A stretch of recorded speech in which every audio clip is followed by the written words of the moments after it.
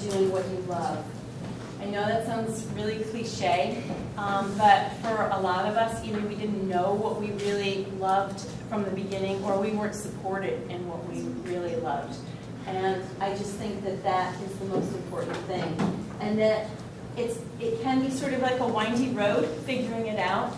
I started as a psychology major at Columbia University, and I thought that basically everybody in my family was either a psychologist or a social worker or a psychiatrist. And I thought, wow, if everyone's doing that, it must be really the right thing to do. Everyone seems to be happy with their job, so I was a psychologist major. And in my senior year, I decided to do some volunteer work on a psych ward with psych patients. So I thought, well, if this is what I'm going to be doing, I may as well really get some exposure and meet lots of different people. About halfway through the year, and this is my senior year, I was working with a 16-year-old girl who I was told to play ping pong with, cards, read with, and you know, things were going great. She was like wonderful, and I thought, you know, she doesn't seem stressed out. What happened? So I went and I talked with a caseworker, and she said a year ago she had a baby, and last week she threw that baby out the window. So I quit my job, my volunteer job. I was so blown away because I thought I really could not understand it, and it so upset me that I thought, I just don't think I can be a psychologist if I can't sort of deal with this. And you know, already I was very invested in psychology, right? I was like getting ready to graduate, and I was a psychology major. So I sat down and I thought about like what was it that I really liked about the field, other than everyone in my family was a psychologist. And I realized that I really liked hearing people's stories. I liked listening to what people had to say about their lives. And that there were other careers that I could think about where you also listen to people's stories and shared stories. And while I was in college, I was working as a nanny for a documentary filmmaker, a guy named David Rubin in New York City. And he said, he was telling me, you know, you should really look into film school, or else, you know, get some kind of an apprenticeship as a filmmaker if you're interested in filmmaking and telling stories. And so I applied to NYU, the film program there, and did not get in. And I was very upset because I thought, well, you know, I'm a good student. Why didn't I get in? I applied. I, you know, basically in life I've pretty much gotten a lot of what I'd set out to do, but I did not get into film school. Of course, I didn't have a portfolio. I had no like background experience, but you know, I thought I would get in. So again, this guy that I was working for said, you know, that's not the only way to do it. You can work as an apprentice. So I thought, okay, well, I don't really know how to do that, but I started calling people on the phone.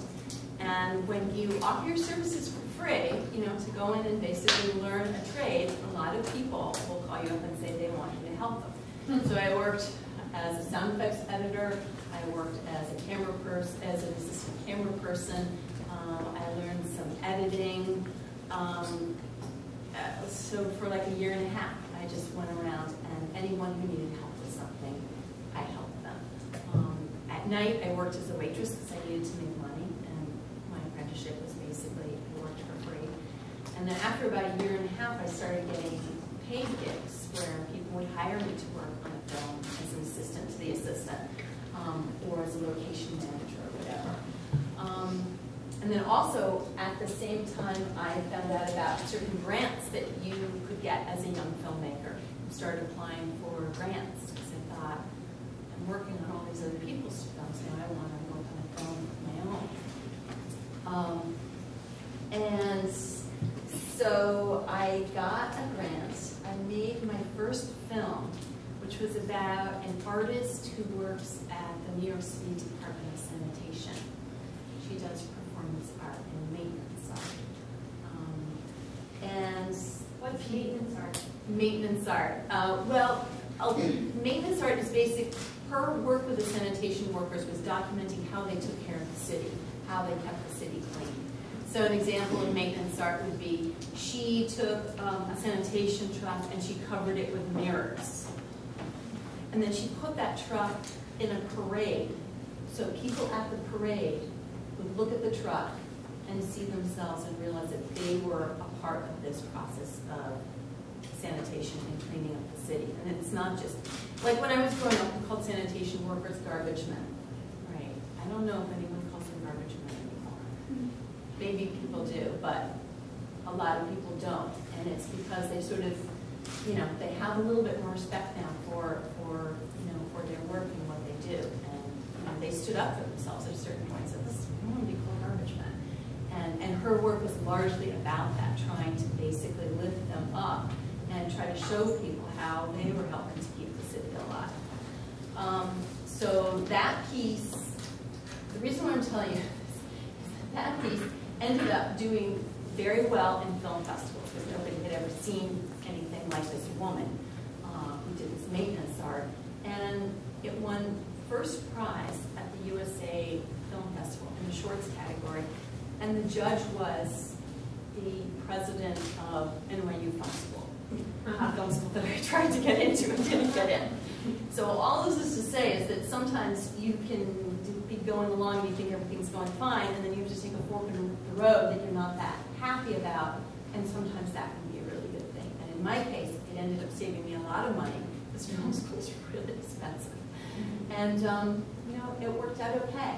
Now I have loads of friends who did go to film school, and it was absolutely the perfect thing for them. My friend Trisha Reedy is an editor I work with all the time. She works with Ken Burns. She's one of his editors. She met him in film school, so that was a great thing for her. So I'm not saying don't go to graduate school. I'm just saying that, you know, sometimes that's a good thing and sometimes there's another way. So Thomas Friedman is a writer for the New York Times. And in a commencement speech he gave at Yale a few years back, he said, lesson number 1 is that you basically have 2 choices in life. You can be a survivor or a thriver. And the best way to thrive is to do what you love. Because if you do what you love, you'll love what you do. And 100% of people who love what they do end up thriving emotionally or financially. And I'll tell you, as a documentary filmmaker, I don't thrive financially. I mean, I do okay, but there's not a lot of money in this, unless, of course, you're Ken Burns. But I do feel really, really happy in my work. I love being able to tell stories through film. I love it. And it's changing all the time. The people that I'm working with are changing all the time. It's really interesting, fun work. But we have... I have a question about that. I feel like that's a turning point in maybe a lot of the adults in the room's lives, and maybe some of yours. Like there a moment where you go from doing what you have to do because you're supposed to do it, because mom makes you, or because your instructor tells you this is the next step to get what you want. And does anyone have does that idea of going from surviving to thriving spark any moments in your life that you want to share?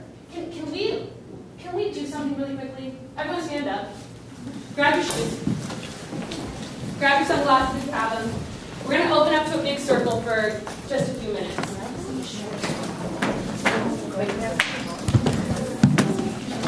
And Chloe will be monkey in the middle. She's going to start. No. So from here, guys, let's not make an amoeba-like circle. Liz is trying to figure out that little corner. Let's just fill in the holes. Step around. And move in just a little bit. Make sure you can see everyone. Don't leave anyone out. And then from here, let's take a seat. There we go. And we don't have to we're not going to make this the focus of the evening, but that's just a really, sometimes we're doing what we have to do, but then what's that moment when it changes?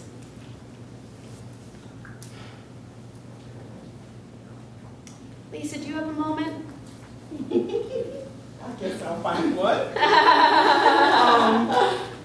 I think for me, the moment might be when you try something new.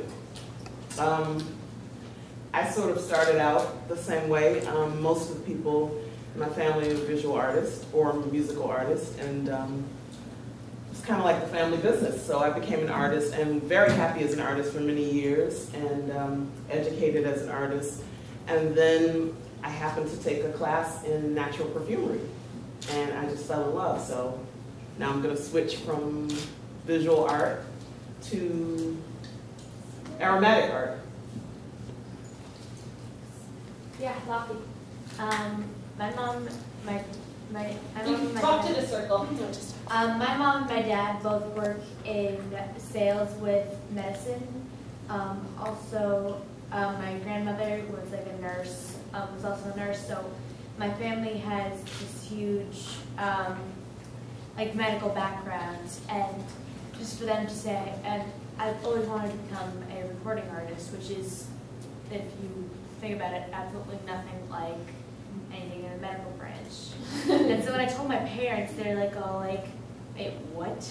And they just looked at me like as if I said I wanted to fight a dragon.